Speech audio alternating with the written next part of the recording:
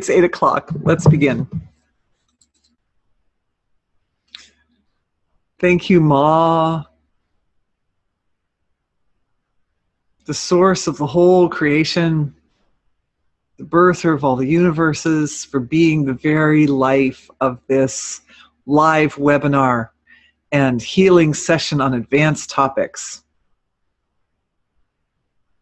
With so much gratitude to that aspect, that wholeness, that underlying wholeness and oneness of creation, and to all the infinite diversity of expressions of that one. All of them, the great and the small, all of them. Thank you to everyone who's here tonight, to your ancestors. Thank you to the families of everybody attending tonight, offspring and predecessors. And thank you to the divine and all of us together, coming together as a wholeness, our kind of a mini wholeness within the big wholeness, in order to explore the expansion of everyone's healing capacity, healing potential, and everyone's potential to manifest and express their greatest capabilities. Thank you to the tradition of holy ones throughout the ages who've already achieved perfection in their capabilities and who sit and bless us all. Thank you, everybody. Tonight's topic, which is advanced topics. So we're moving into new territory. One of the sort of deep, fundamental, underlying principles that came out this last week was that this primordial light of creation, in Vedic science it's known as Agni, but this primordial light is the promoter of the manifesting process. Basically, it promotes and manifests. It's behind the whole manifest creation. Oh wait, let's see. We got, sorry, a bunch of questions coming in. Okay, thank you, everybody. Thank you for your feedback. Okay, so that light has behind it flow. In order for, the light is there, and it has been there since the beginning of our, finding a spot for my mouse. But the flow needs to be with it. And so the flow, the Vedic word for prana, the flow is the prana. It's like the breath that's behind that light that keeps it moving. So what this sort of insight that came, and it was by virtue and by the blessings of a very dear friend of mine who's a Vedic scholar. So we get together and we discuss these things and we look at them from the angles of Vedic science, modern science, physics, and energy healing. And this is what promoted or prompted this tonight's webinar, was bringing in greater orderliness. Because the revelation was that when there is that light of being flowing unrestricted, and that's what all the healings and all the clearings that we do are about. It's about clearing out any blockages to the flow of that light of being. When it flows unrestricted, this is good, but if it flows unrestricted without order, then chaos ensues. So in order to avoid chaos, orderliness is also necessary. And the energy behind order is love. The energy behind order is love. It's that compassion. The thought of bringing greater orderliness, fueled by my love for all of you and my desire to give even greater level of service to everyone, gave rise to this sheet and the questions behind it. So I thought we would try to work through tonight's, we would work on tonight's webinar from a slightly more orderly standpoint and see if we can't cover more territory and go to deeper levels, make greater in-depth progress. So everybody will have received this outline in an email, and as I pointed out, it's ongoing, so it will probably be refined when it comes back to you in the follow-up letter. Thank you. Thanks for being with me, and thanks for experimenting with this. You guys are the first. So because the aim of this webinar is to support your ability to do energy healing for yourself or for others, for the world, for the universe, the first point that comes up is it possible to do this work if one doesn't have refined perception, or if one isn't sure if they have refined perception, and what is that? So subtle perception or refined perception is not a requirement for energy work. The only thing required is flow and orderliness, flow and love, flow and love. So that's the main thing. Anytime one is working with the healing process or the manifestation process, we're looking at first diagnosing a situation or problem, and then addressing that. Once the diagnosis has been established, then the means of addressing it is actually in the hands of Divine Being. Divine Being knows how to address. So the real trick in front of the individual is, how do I diagnose what it is that's really wrong? And so that's where we want to that's our launching point for tonight. So I'm just looking at the group, and the first thing that's coming up is perceptual abilities. And I'm feeling a nice flow of energy here in the area of perceptual abilities. I wanted to, as I was putting attention on this tonight, a nice insight came up, and that is that there's a part of the brain called the inferior parietal cortex. It's back here about where my hair comes in, like that. And it's like the movie screen of life. It's the spot in the cerebral cortex where all the different input from each of the different senses, hearing, sight, touch, etc., kind of culminate to form the picture of reality as it is at this moment. And the information that I received when I was asking my own Divine Being about it was that attention into this area. So think of a spot in your brain. It's on both sides. It's back around here. It's the screen of life. And it is not only the spot where all the input culminates, but it's also the spot where maximum attention culminates, because as long as we're in waking consciousness, or even if we're in dreaming consciousness or sleeping consciousness, awareness is there. That's where we're reading. That's where all the information is coming together as a wholeness, and we are reading our world. We are reading our universe. We are receiving and putting together, synthesizing all the information into a wholeness. That's where the wholeness exists. So I'm offering the first step, and this is one of the differences in today's webinar, is that I'm going to be encouraging you, if you wish to just passively listen quietly, that's fine. But if you wish to be a little more of an active participant, I have yummy stuff for you, and each time you engage as an active participant, this is going to strengthen your own diagnostic skills and capabilities in specifically to enhance your ability to do energy work yourself. So, putting attention on the screen of life. The screen of life is understood both from the witnessing point of view, it's this area back here of the brain, and also internally, it's perceived as the entire reality that's in front of you.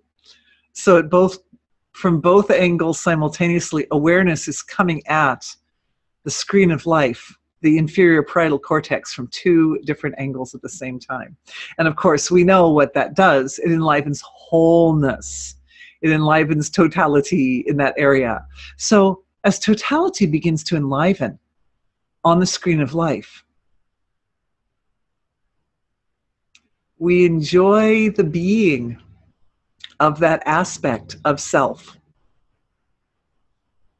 In Vedic science, there are names for all this, all this, all this.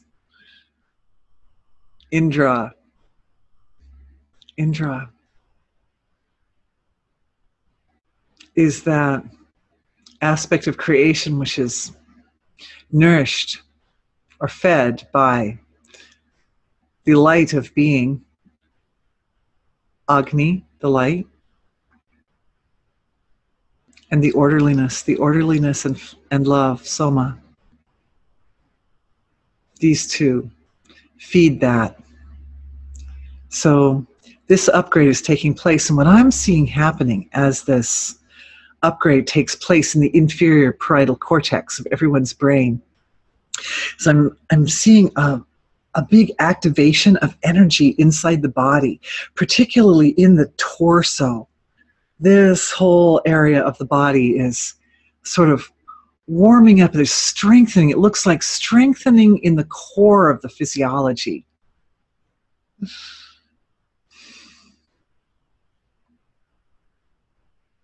And I'm just enjoying that great strengthening, integration and strengthening that's taking place. It's obviously the activation of awareness in the inferior parietal cortex is sending messages through the entire brain system, and particularly up into the more frontal part of the brain and the limbic system, which has the capacity to produce wonderful neuropeptides and hormones which have effects directly on the tissues of the body. And in this case, strengthening the musculoskeletal system. And also, it looks like I'm also seeing all the different tissues of the body are becoming more kind of integrated and powerful, and it's giving rise to energy, an upgrade of energy in the physiology. Nice. Oh, you guys are awesome. That wasn't on this sheet, by the way. That was you guys. That was you doing this. Thank you. All right. So getting back to this then, the sheet. The question is,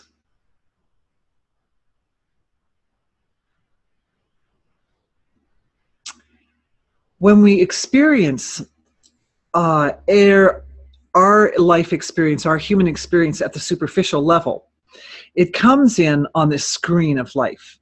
And it's a little bit like watching a movie.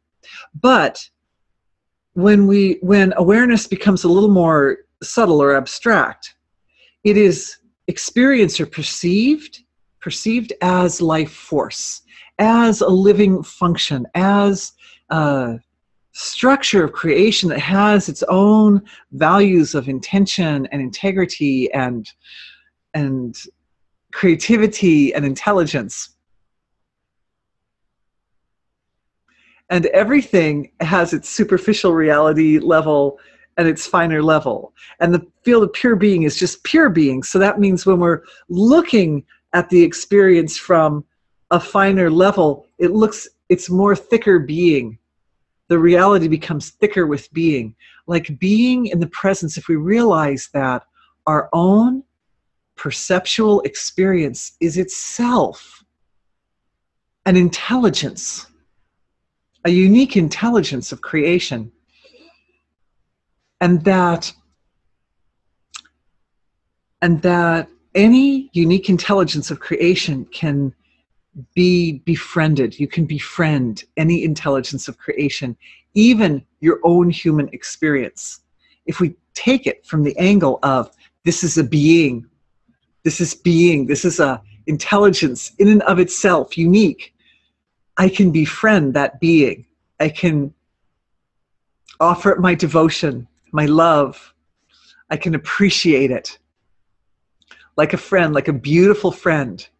And what that does, as that happens, as that love, as your love and gratitude and appreciation and acknowledgement moves into the screen of life and to the experience, your very experience of human life at this moment, this has a kickback into all the senses. So your love and appreciation and gratitude are now reflecting back, because as we know, the inferior parietal cortex does its function because the input from all the senses go into the various areas of the brain responsible, like the light comes in the eyes, but it's the occipital cortex, which is responsible for translating the input from the eyes and then sending it up to the thalamus, and then the ears, it goes into the auditory cortex, and that goes to the thalamus, and the thalamus takes in all this information and then flashes it back on the screen of life. So by loving and appreciating and valuing and honoring that aspect of self, all that attention with the love, with the loving flow, moves into the field of sensory perception.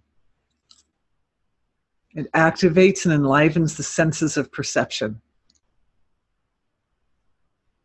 The gross senses of perception, the etheric senses of perception.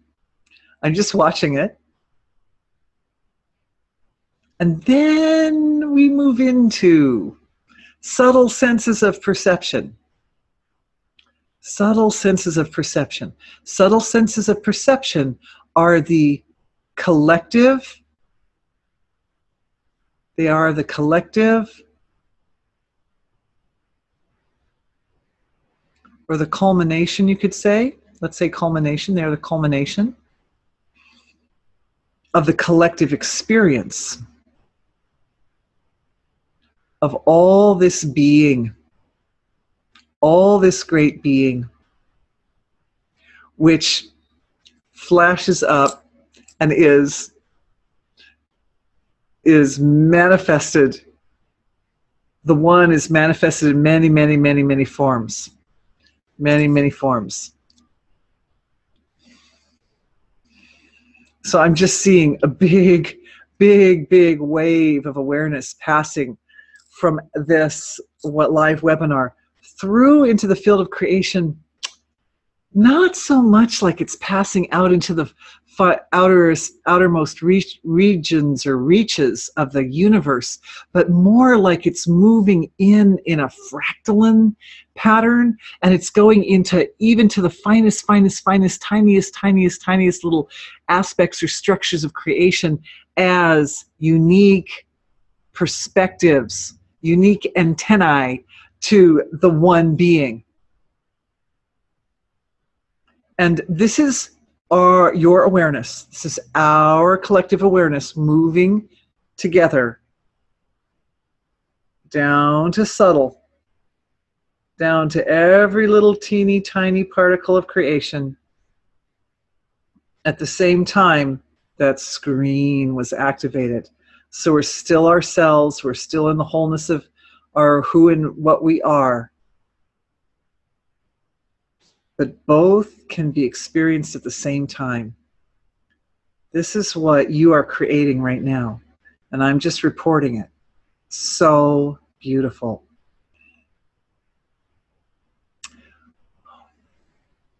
One of the things that's happening as I'm watching this is that there are lots and lots of little, like, minor chakras in the physiology.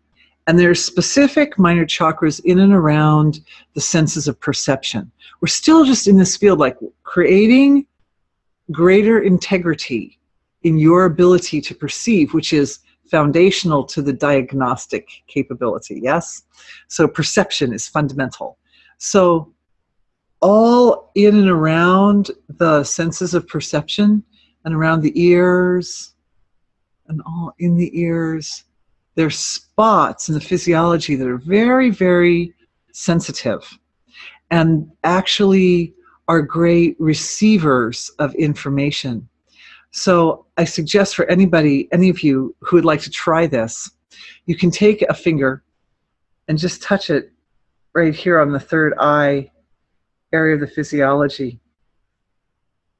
And you'll notice that when the finger, there are chakras in the ends of the fingers. So when the chakra in the end of the finger connects up with the third eye, you'll notice that it activates energy in that spot. It activates energy. And if we had a big open classroom, I'd say, now how many people are experiencing that? But you can feel there's an activation of energy there. And there are other spots. There's spots all along the eyebrows, like there's one here at the spot. There's spots here. So we've got 1, 2, 3 right at the point where the eyebrows meet. 4 right in the center. 5 out to the point. 6 and 7. These are points along this area. And these are like really points where consciousness is more concentrated. So there are also points like that for the ears, points in front of the ears and behind the ears, like that. Of course, there are lots of points in the ears, right? And those are like acupressure points that are connected to different parts of the body. So that's not exactly what we're talking about. What we're talking about here are certain points which are connected to or associated with your ability to manifest finest perception. So these are spots. And so you can just take a moment and just touch on the spots. Just touching on them is enough to wake them up and activate them. And you'll find that by doing that, it actually, just touching them, clears out any little fog or fuzz or any kind of subtle imbalances that are stuck in those areas, because the chakras in the ends of the fingers are full of life force, you know, and awareness. When you do that, it causes attention to go, whoa, my attention's like right there, right? So the screen of life starts to emphasize, like under the microscope, we start looking at different spots in the process. And as these open up, by touching on them, it opens them up. And as they open up, you'll notice if you take your hands away now, it's still quite alive, is it not? You can feel there's a lot of lively energy in and around the eyes. You can do that as much as you want. It won't hurt you. It'll just make you stronger and better.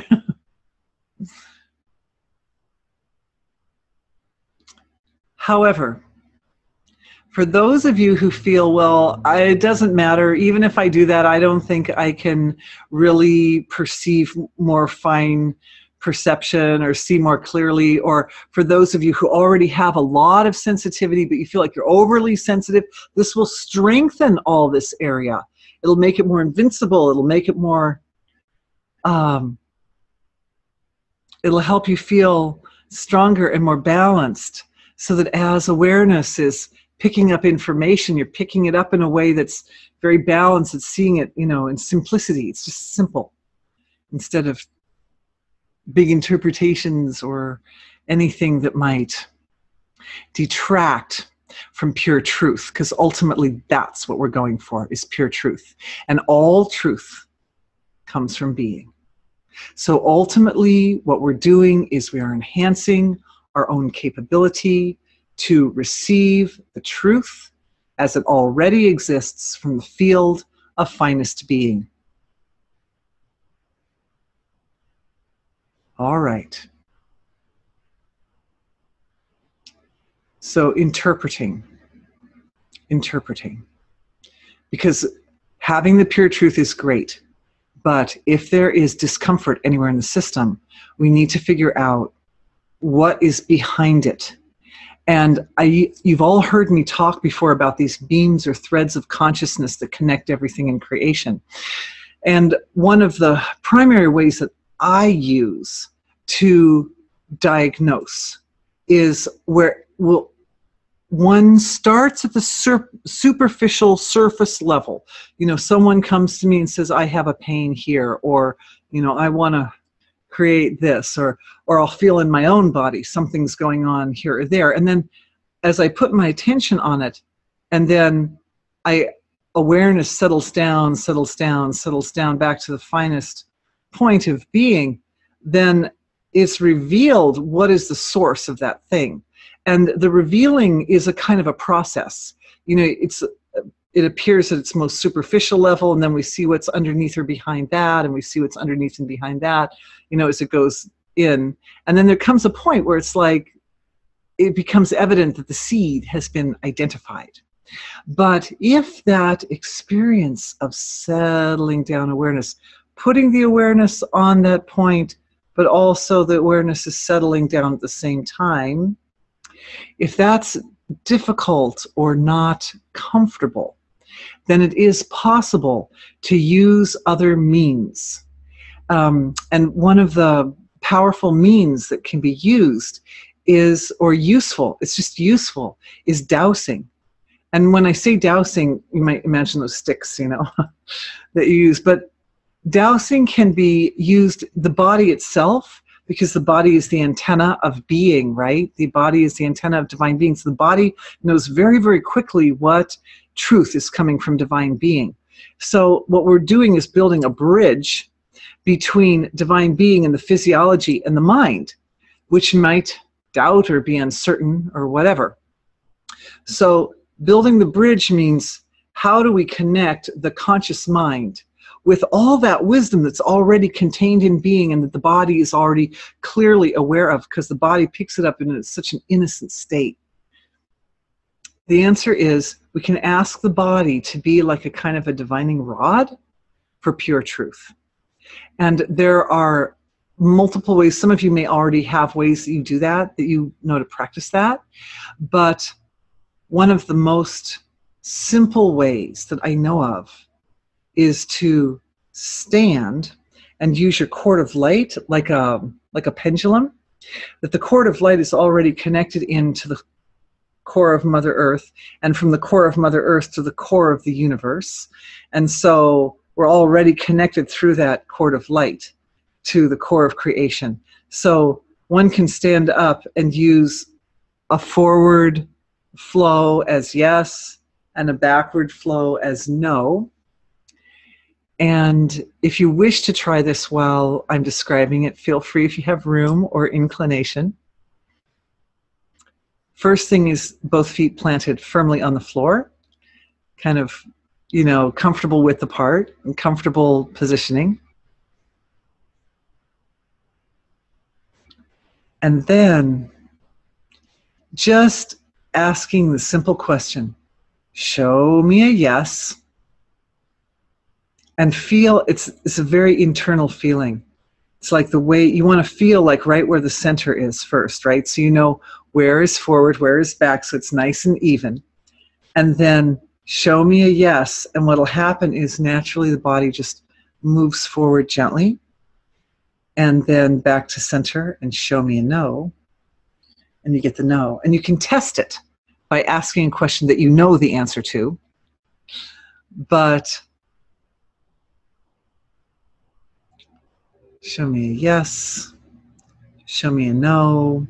What I'm doing is I'm just watching everyone's cord, and we're just checking everyone's cord of light so that this can be accomplished easily for everybody in the group.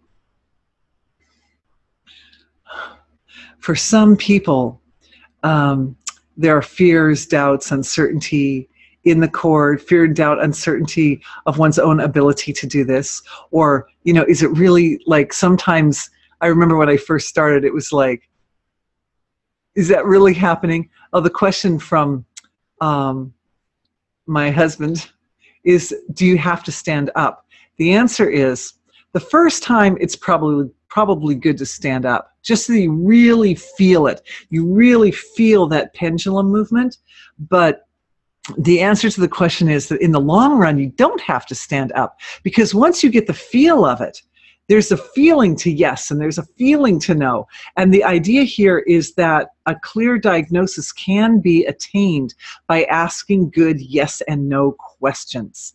And the real art is not whether I feel the yes or I feel the no, because that, after you've done it a few times, just happens naturally.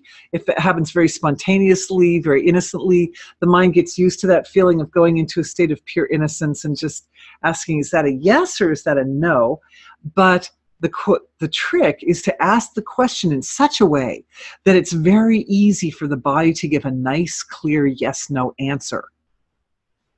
So here we want to ask straight questions. Think before you formulate the question. One wouldn't want to ask a question like, well, how would I do that? Because that is not an easy yes-no question. But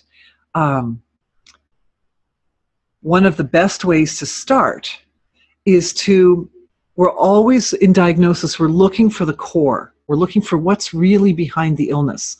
So we want to identify two things. We want to identify the location of the seed of illness, and we want to identify the nature of it. Like, what's it made out of? What's the imbalance that's there that's going to be cleared out or purified? So locations include all this range of the body physiology, from very dense down to very subtle. And on that note, I would like to add that I've been getting a lot more information about the subtle realms of creation, and I really want plenty of time to go into that tonight, because that's where the really juicy stuff is. But I've decided to switch the names of two of the layers. For a long time I've been talking about celestial is at the deepest, and then causal, and then spirit. And I'm switching spirit and causal. It just became evident to me, the more I kept getting more and more, the more I work with these areas, the more and more information I get, and it just became evident to me that the causal body is a little denser. It's a little more formed. It has more of a form to it, whereas as we go deeper, the physiologies have less specified form. It's also that it became evident about a month or two ago that it is at the level of the spirit body where you are the laws of nature. Those laws of structure, those laws that are behind the structuring of creation, are a sort of intimate level of one's own self, at a point where who and what we are is quite eternal, because the laws of nature are eternal laws, and they're not just good here on earth, they're good on all the earths and all through the universe, and they've been around. Those laws of nature that structure creation have been around since the very structuring of the universe has taken place. And so this is very abstract. It's a very abstract level of the self. And still, in there we can find history of the soul. No. History of the universe. No. Yeah, more information. Getting the downloads right now for everybody. So anyway, that names have been arbitrary anyway, but the important thing is what's really happening in those areas. That's the important thing. So the principle here is that we want to find out where in the physiology the seed of illness is. So you can just ask, well, is it in the physical body? Is it in the etheric body? Is it in the mental body? Is it in the emotional body? Is it in the astral body? Is it in the causal body, spirit body, celestial body? And each one of those, you can get a yes or a no. Obviously, it gets a little tedious, if you have to go through the whole laundry list. But over time, doing it, you get faster. And also, each of these levels of the physiology, even if you aren't perceiving them directly through your senses or through refined perception, they do have a feel to them. And the more you work with it and get used to, it's at the causal body again. Oh, that's what the causal body feels like. Then after a while, one starts to create mental markers for the various levels of density or levels of manifestation, if we want to call them that. Little mental markers that are kind of like the signal. Oh, that's what that level, that's what the celestial body feels like. That's what the spirit body feels like. That's what the astral body feels like. So working with it is one of the keys to evolving the ability. I see we have questions. Let's see what the questions are.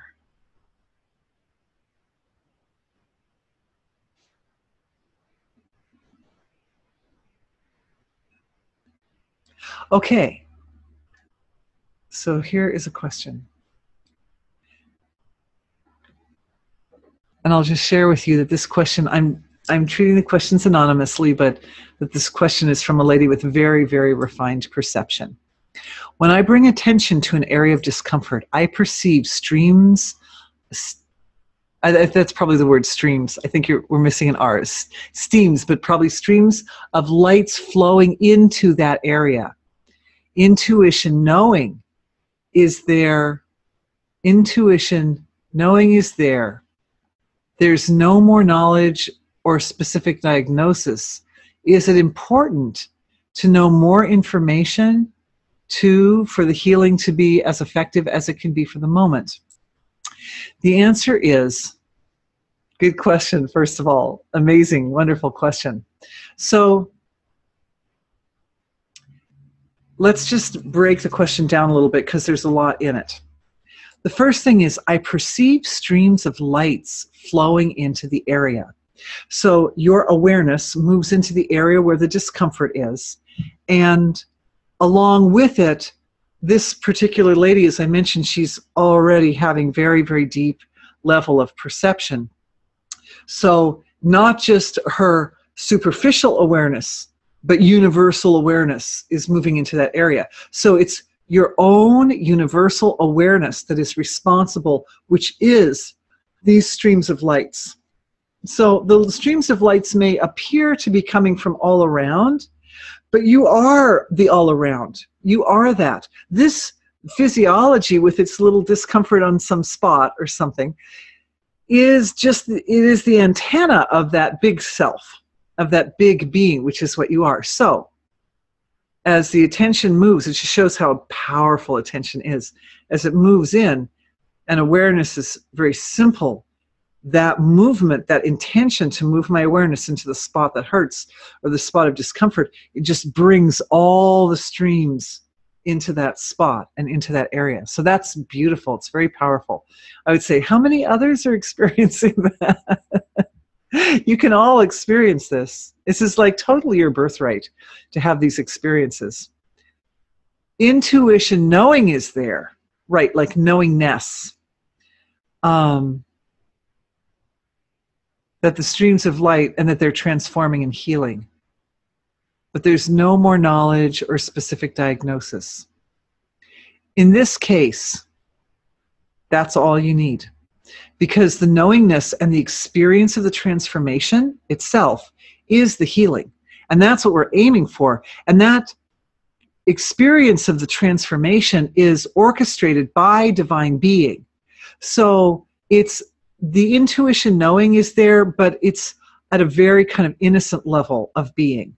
And so the innocence allows the transformation to come forth, and that's just the divine being making the healing the area. And how that transformation translates into a physical manifestation is also up to divine being. So at this point, the conscious mind has done the work that it needs to do. And the conscious mind can just be in that intuitive knowing place all the time. So that means constant, wherever the awareness even a little bit starts to go. If it's an external location or an internal location, it's like waves and waves and waves. That's when you have those waves and waves of the energy and the orderliness and love moving all the time. The light moving, flowing light, moving with orderliness. That's the knowingness, orderliness, and love.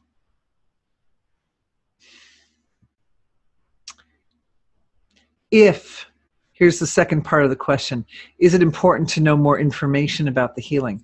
if it is important to know more information about the healing, then you will know it.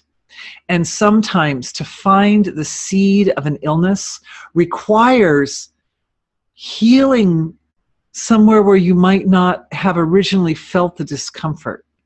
Like the discomfort could be in the liver somewhere. We've got people in this audience with a little something in the liver. So the heat in the liver, the discomfort in the liver could be the launching point for the healing.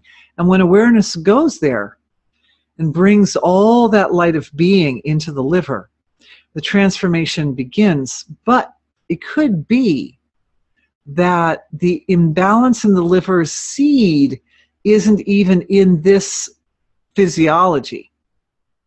It could be that the seed can be traced into the physiology of an ancestor, or could be traced, in this case, this person's liver that I'm feeling here, traced to very distant past incarnations. So it could be that the streams of awareness need to fall upon you at a time that's not in this physiology, or physiology that you had possessed in the past, that was where the original imbalance dug its way into the system. And the healing, when it's performed at that point in creation, really, really balances completely. So it could be that more specific information about the seed of the illness will help the transformation be more complete. That's my offering to that question. Thank you for asking it. Beautiful.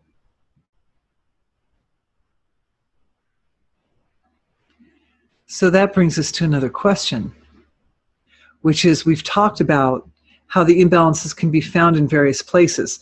In each of these different levels of the physiology, we have different locations that we can look. Like when we look at the physical body, you know, when a medical doctor looks at the physical body, they look from the angle of Western medicine, and, you know, Western medicine has evolved beautifully. You know, you can look at things under the microscope, and, you know, they can test the blood in different ways. It's marvelous, really. But when we're looking at it from the angle of energy healing, we can look at from some pretty orderly different angles. So from the physical body, we can divide the physiology up into regions. Sometimes imbalances are in the head, or in the limbs, in the arms or legs, or in the torso. So that's one division. So you can ask, well, is it in the torso? You know, is this imbalance maybe when somebody's feeling fear, you know, and I wake up in the middle of the night and I have this fear and I can't go back to sleep. Well, okay, you know, is it in the physical body? If you get a yes, it is in the physical body, then the next question is, well, so is it in one of the large divisions of the physical body? And then the large divisions can become smaller divisions, right? So we can ask, well, is it in one of the systems of the physiology? Or is it in one of the organs of the physiology? Or you can ask, you get yeses and nos. Is it in the, you know, the cells, or the subcellular level, or the molecular level? If it's at the molecular level, almost certainly there's going to be an ancestral element there, right? Because the DNA is a molecule and it's at the heart of every cell. And so that's just something to bear in mind. I should put that in the study guide. Molecular, atomic, subatomic, layers of subatomic. And you can, depending on the level of refinement of perception, you can divide to any number, but I tend to divide just to 2, subatomic 1, subatomic 2, and then there's that quantum level of the physiology. So that's one way of kind of dividing up the physiology and looking at it. Another way that we can ask about the physiology is it in a chakra? You know, is it in some chakra? And then when we're looking at chakras, the range of chakras is from very subtle and abstract up to more dense. but up to the etheric. So that's the next thing. If we're looking at the etheric level, is it in a chakra? And they're earth chakras, and they're body chakras, and then they're crown chakras, like that. So if the answer is yes, then you can ask, well, is it in, which section of chakras is it in? And you can count, is it the first one, yes or no, second one, yes or no, like that. So that's the body, the physical body, and the etheric body. The etheric body is so much shaped like the physical body that almost inevitably you'll find that if an imbalance is there, it can be found in a corresponding level in the etheric body to the physical body areas. So that's why those cover for both. Mental body has 4 levels we've talked about. Conscious mind, subconscious mind, unconscious mind, and avenue of awareness. And you've heard me talk about those a lot before. And so I won't go into too much detail because they're fairly self-explanatory. Emotional body. And just everybody receiving a download about the emotional body at this moment.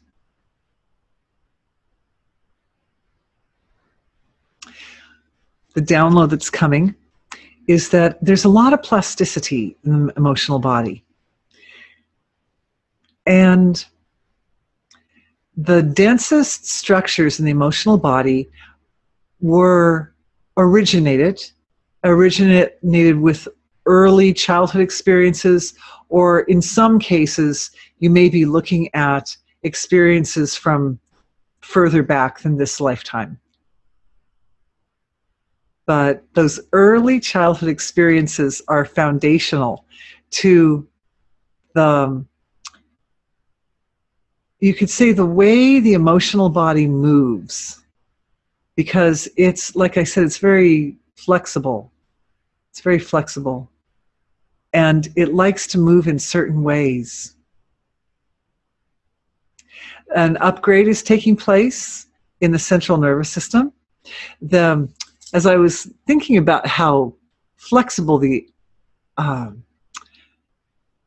emotional body is, I'm just looking at the time all of a sudden thinking I want to make sure that we don't miss out on some of the other deeper areas. But we're actually getting to the deeper levels of the physiology. So here we go, diving in.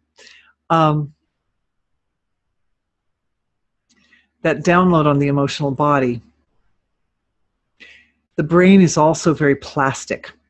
The brain moves and transforms a lot, like 70% of the dendrites in the brain change every day.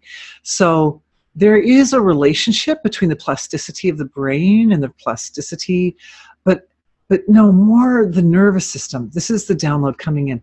The nervous system, especially because we've got that beautiful neural net in the heart and that beautiful neural net in the gut. So, just when you get past that unconscious level of the mind, we get down into that body of feeling, and that is the emotional body.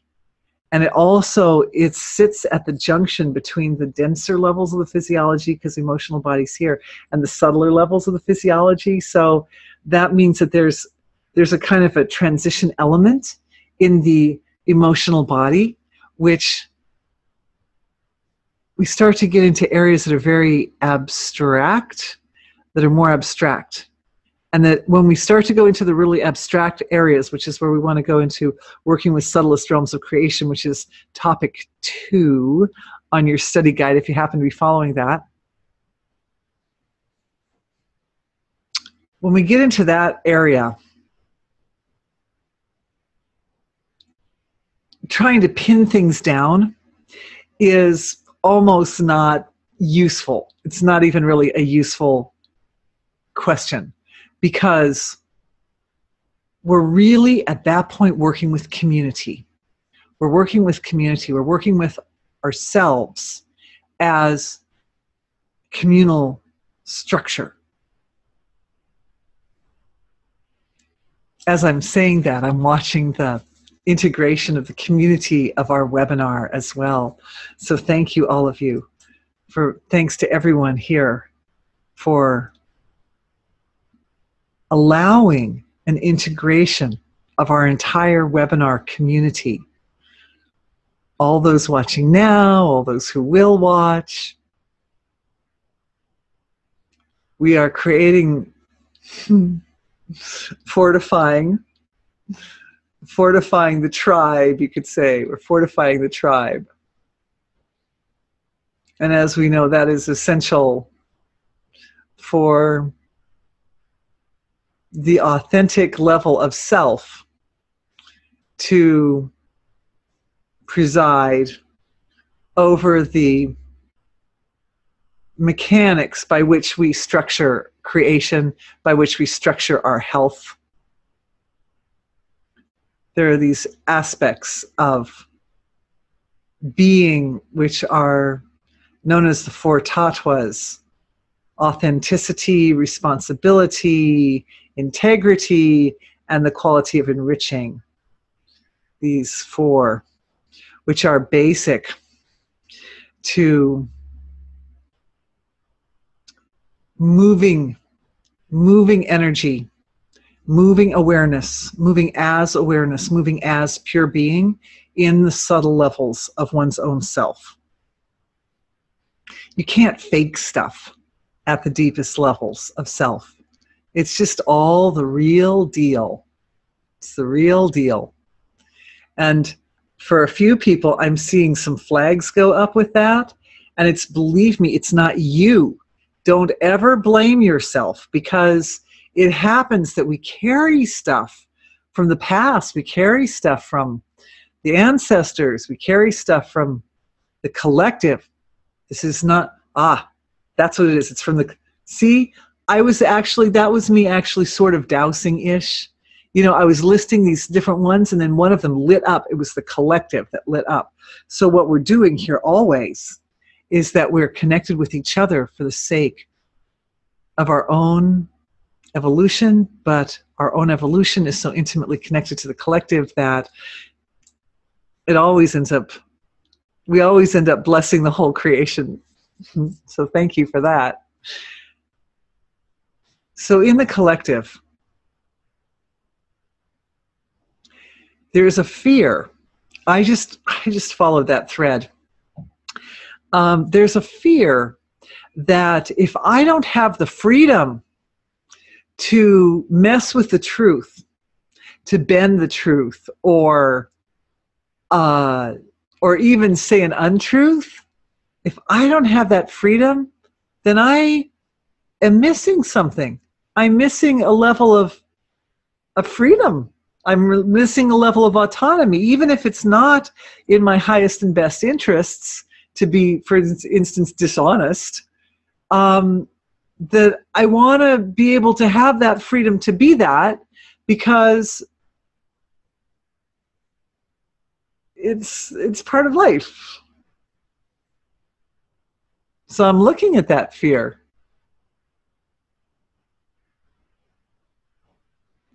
And I'm asking back, what is life? What is life? Or lies life? Really, what is life? Really, what is life? Really getting into the area of life. Remember, I was saying at the surface, it's like we're all separate, like I'm over here and you're over there, and we're all on our little separate computers. But as we go into deeper, deeper levels of being, it gets thick with being, thick and rich with being. That's where the life is. That's where the really good stuff is. So gaining access to that requires the courage to get out of anything that's not life supporting, including being attached to not truth. The thing is, it's not like anything is set in stone. You know, one can experience that deeper aspect of self, can cultivate it, can enrich it. And if you really want to lie, you can do that.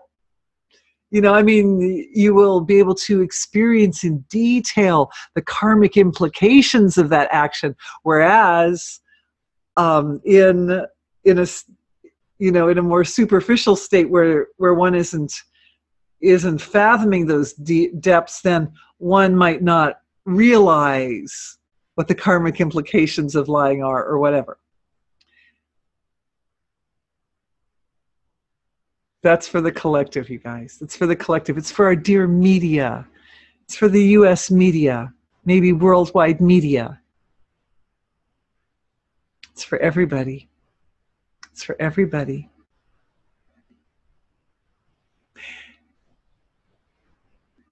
Just because we don't perceive something doesn't mean it doesn't exist. In here, I was going to talk a little bit about action points too, to promote the ability to use subtle perceptions. But I did want to get into topic two.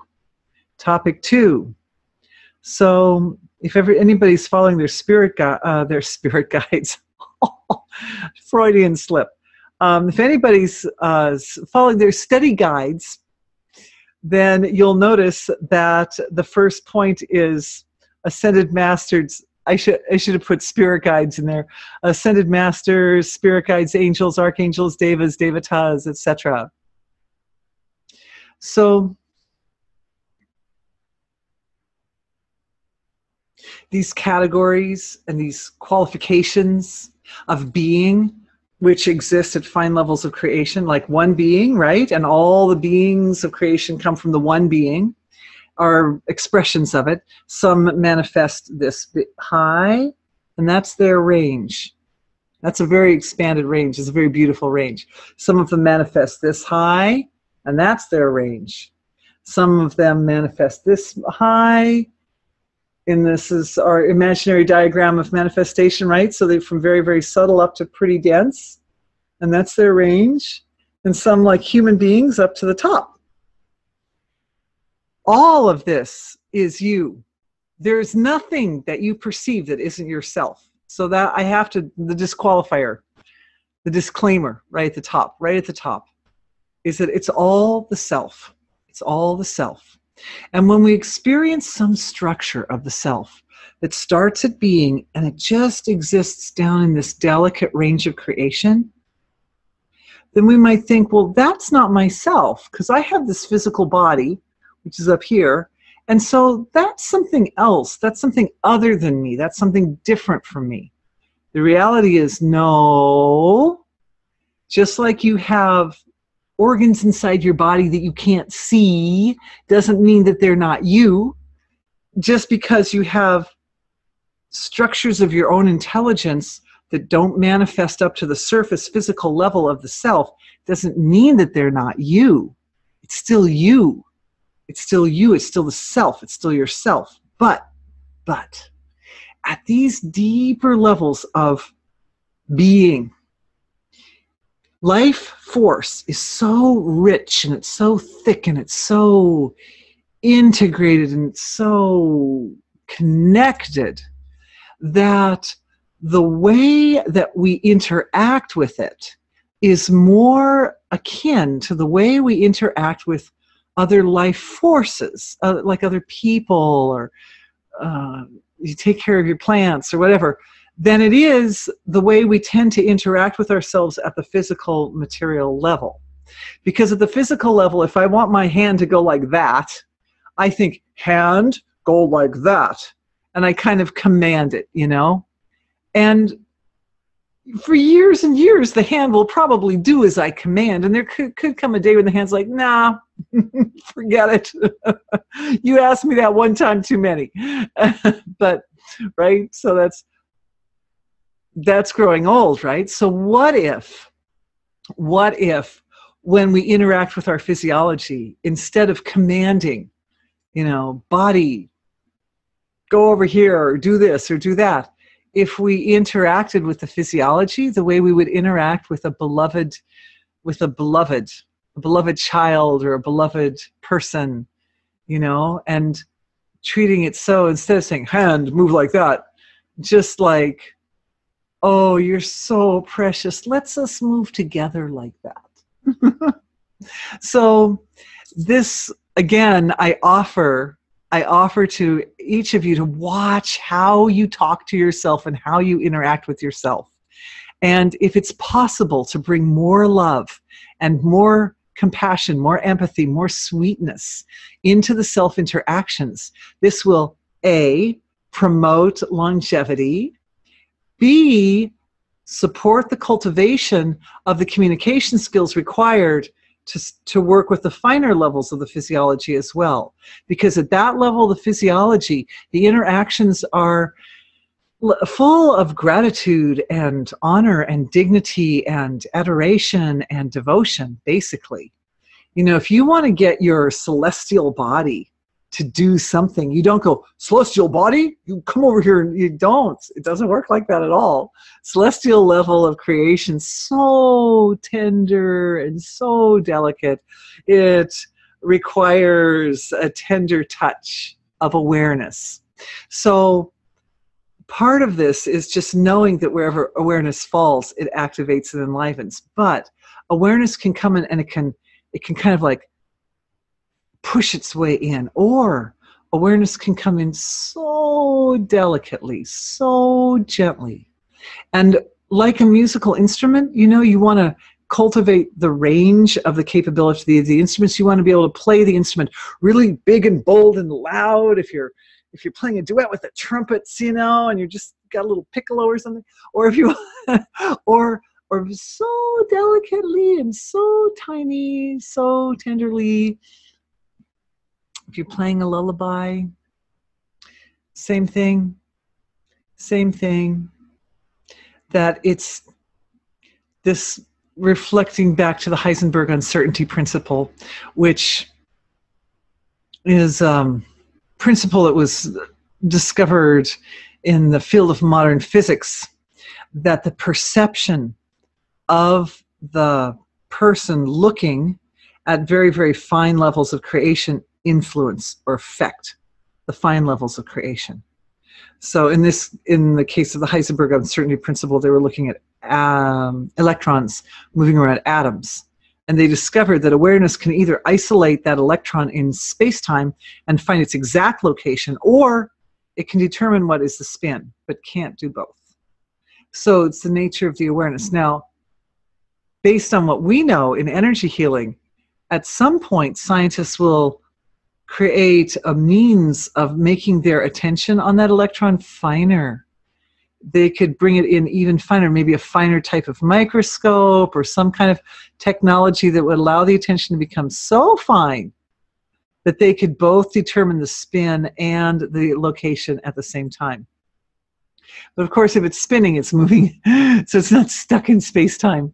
But the point that I'm trying to make here is that awareness, it's not enough to be able to just move awareness into one part of the body or another. That's the earlier stuff that we talked about in previous webinars. This is the more advanced point, which is the more delicate awareness becomes, the more it is harmonizing it, or it's resonating in alignment with the subtler aspects of self. And therefore, the easier it is to interface and interact with the subtler levels and aspects of self, thus activating them, waking them up, enlivening them so that they can help and support the healing process.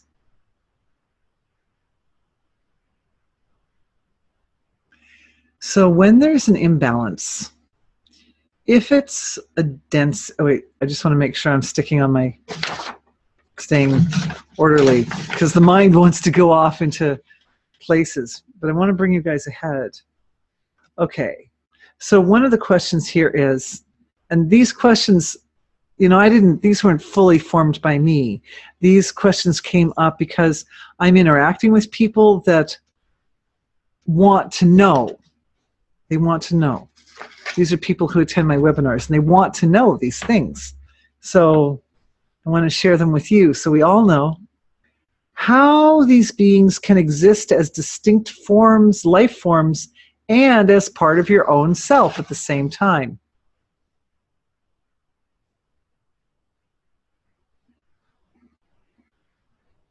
How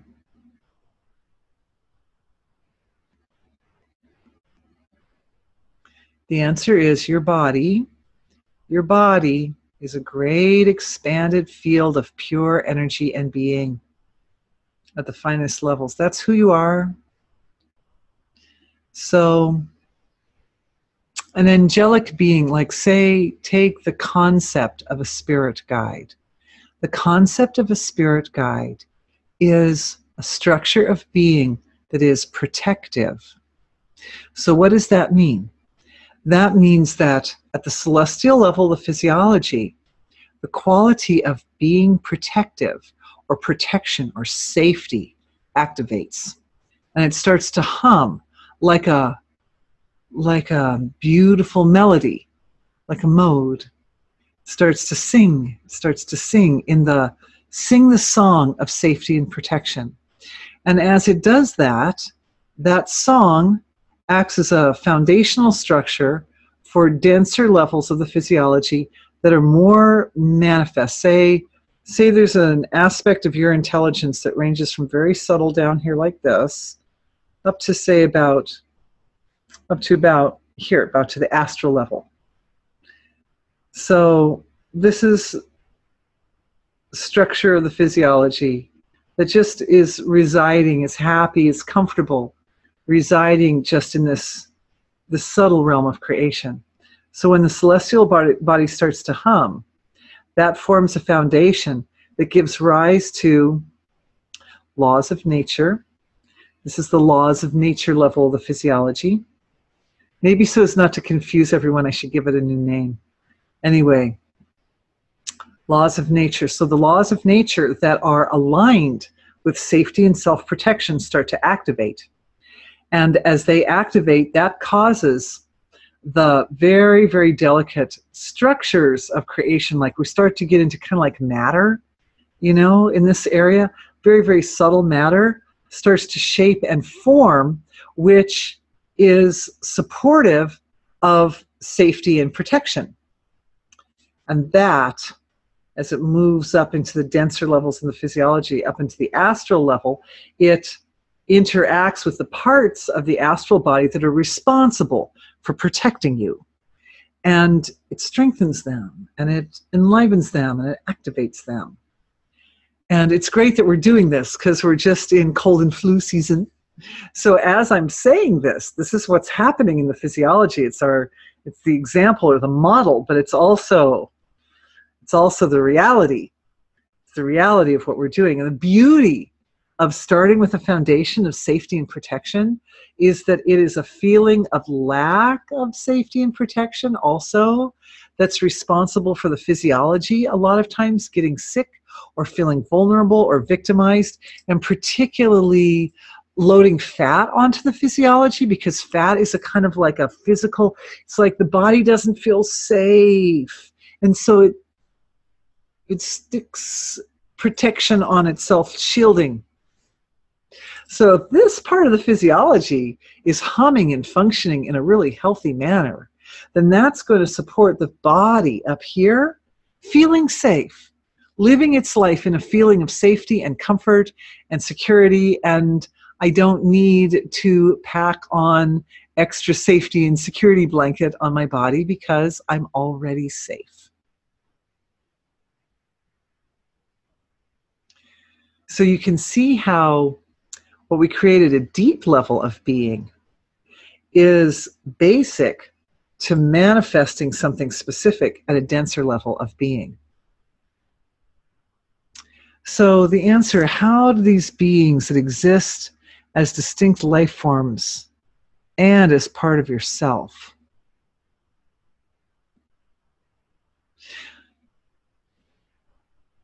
they appear distinct when awareness is up in the superficial. But when awareness fathoms the entire range of manifested creation, it becomes evident that they are just aspects of self that just manifest to certain subtle levels of being. And here's where it ties in, whether you have refined perception or not. This, by approaching your own self at that level, the way you would approach an honored guest, the way you would approach someone that you adore, then that approach naturally, spontaneously, and innocently activates that aspect of the self to bring it into to harness up its potential and its healing capability. And then it just does what it naturally does. It's like the lungs naturally breathe, right? You don't have to try to make them breathe. They just do that. You know, if you think in, the air comes in, and it's the same way. If you approach with your awareness, your attention to the level of yourself, which, for example, can protect you or can guide you, then just the attention on it as a guide, if we think of it as an animated form, sometimes for some people that makes it easier. So if it makes it easier, then do that. But know that even if it makes it easier for you to think of it as a separate animated form, it really is yourself. But sometimes thinking of it that way makes it easier to kind of, you know, humble yourself and say, oh, you're so beautiful, will you help me? Like that. That looks like we pretty well answered all the questions in the topic 2. So that's good. I'm looking at the time and we're just at 9:16. So it looks like we covered our topics for tonight. Good job, everybody. So that was pretty orderly. Yeah, nice. We will go into, I'll probably do for tomorrow morning a little review of topic 1. For those of you who are on the subscription program, feel free to join me again tomorrow if you'd like, or everybody gets both recordings. By the way, just for those of you who may or may not be familiar, we've opened up a subscription program for the webinars because lots of people like to come in on many webinars. And so that allows you 10 webinar weekends for the price of 8 webinars.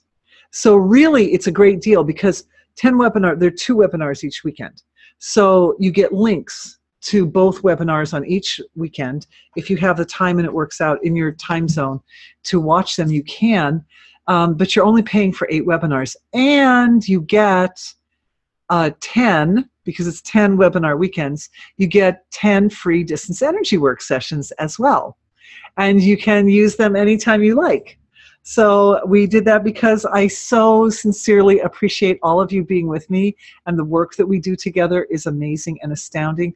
Always new information comes out, always healings that bless the whole world come out, and you are absolutely precious to be doing this. So, you know, we just wanted to reward you. So just letting you know that that's an option that's out there if you're interested. And if not, that's completely fine. I'd love to see you anytime. So thank you, everyone. Oh, there's a question. Oh. Is it 8 webinar weekends? Okay, my husband's putting out here. It is 8 webinar weekends for $140. Oh, so it's 16 webinars. Huh. Okay. Well, anyway, you get 16 webinars for the price of less than that, for about the price of, that's about the price of 1, 2, 3, 4, 5. That's about the price of 6 less. It's the price of a little more than 5 webinars. So you get 8 webinar weekends for the price of little more than 5 webinars, and you get 10 distance energy work sessions, and you can attend both webinars each weekend if you want. So it's really 16 webinars. So it's kind of a good deal.